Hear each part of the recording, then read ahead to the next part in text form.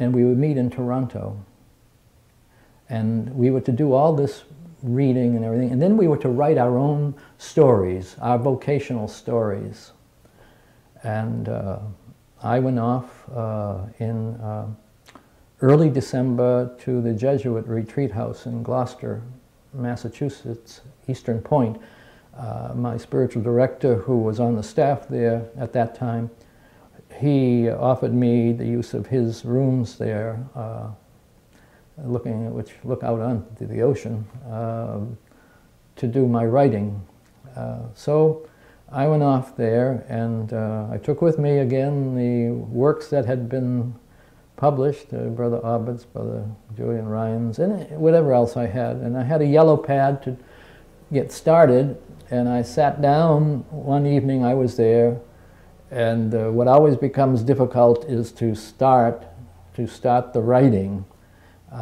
So normally, if I can find another way of doing it, I would prefer to do it. But I sat there, started at 8 o'clock, and I started to write. I had been a Xaverian brother 19 and a half years at that time. And I got a bit of a paragraph, and I didn't like it, and I started over, and I said, 19 and a half years ago, I joined the Xaverian Brothers, and so forth. And got nowhere. So it was 9 o'clock. I spent the first hour trying to get through the first paragraph. And at 9 o'clock, I began to write, "Brother, you freely responded to the call of God to live a life."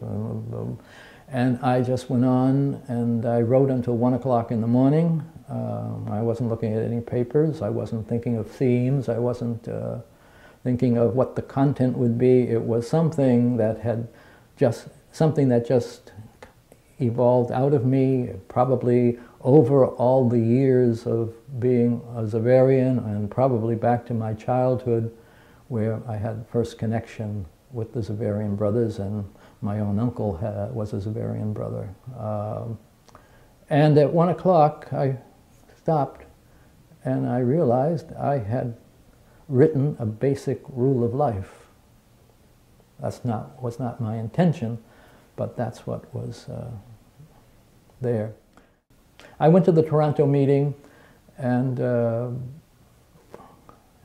what happened there is when it came time to share the story, I read what I had, and of course the immediate reaction was, well, that's not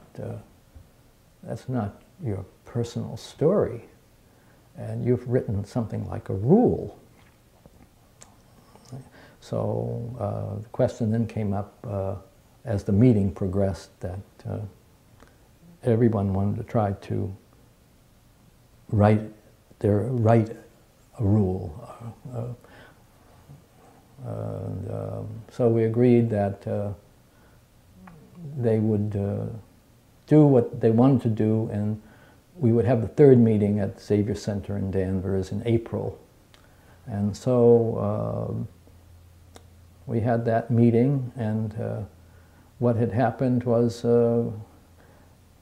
Brother Bernard sent in his version, and I said, well, some of this looks a bit familiar, and so some of it was what I had written, some of it was other, and then Brother Roger Damon, who was there at this time. These meetings weren't all like, you can't say all four people were in the meeting room for the whole thing. It was a coming and going of people because of their engagements, other engagements.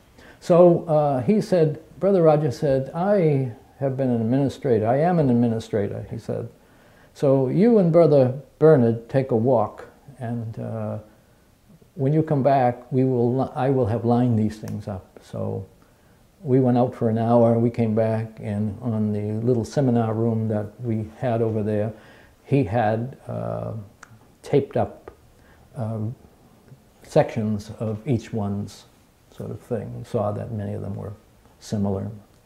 And he had put them together, and the outcome of that meeting was that, well, we needed to do more in the area of community. There was of course, something about community, but more ought to be done, and something more about mission and ministry.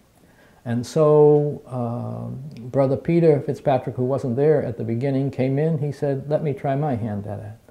And so he did, and Brother Roger by this time had to fly back to Belgium. And so we knew now that we just had this last meeting in June, and that was to take place in Bruges, Belgium. And we came together there. There had been a bit of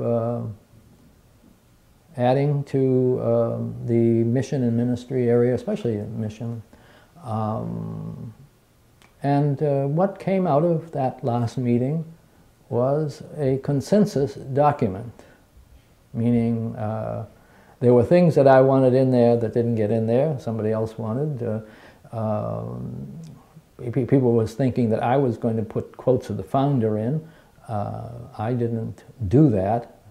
Brother Roger showed up with some pages of quotes from Brother Jan Devadder, and we put those in appropriate places as we saw fit, meaning they weren't in there in the basic document. I did go around with Brother Jim Clifton to various places, and as we introduced this, and it was a very uplifting experience because brothers, people who had been brothers for 50, 60 years, they said it was different,